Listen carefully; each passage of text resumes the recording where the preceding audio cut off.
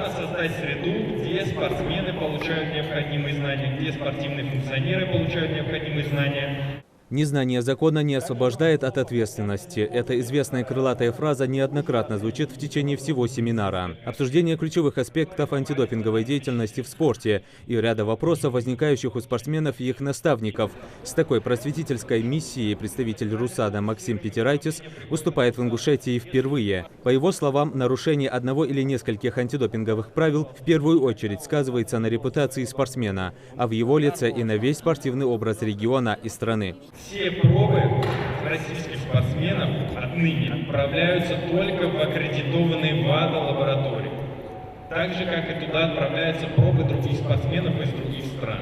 Спортсмен несет ответственность за все, что попадает в его организм. Вещества, которые временно усиливают физическую деятельность. Тот же самый пресловутый мельдоний или медикаменты. Даже энергетические напитки, популярные в молодежной среде, в них содержатся вещества, из-за наличия которых антидопинговая лаборатория может вынести вердикт и поставить точку в карьере спортсмена.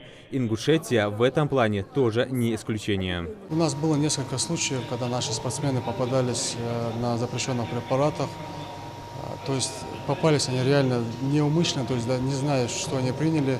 К сожалению, спортивная карьера на этом у них практически завершена, потому что есть дисциплинарное наказание, которое впоследствии то есть, сказывается на спортивной карьере. Из-за этого минимальный срок – это полгода, максимальный срок – это пожизненно. То есть есть 2 года, 4 года каждый спортсмен рассматривается индивидуально.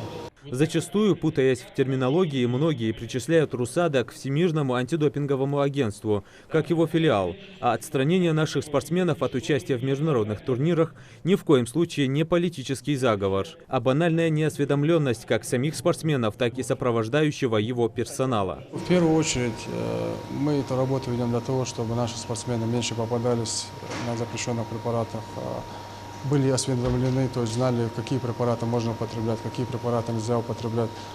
Потому что каждый наш спортсмен, тем более у нас есть ребята, которые выступают в сборной команды страны по разным спортивным дисциплинам, чтобы они как-то их обезопасить, чтобы риски вот эти минимизировать, чтобы у нас меньше было проблем с этим. Интернет-ресурс РУСАДА как источник необходимой информации и знаний. Сайт, где каждый желающий может обратиться за помощью и консультацией, представил Максим Питерайтис. Здесь же в ходе семинара весь тренерский состав из всех присутствующих был зарегистрирован. Список осведомленных об антидопинговой ответственности нужен на случай дальнейшего возникновения каких-либо инцидентов.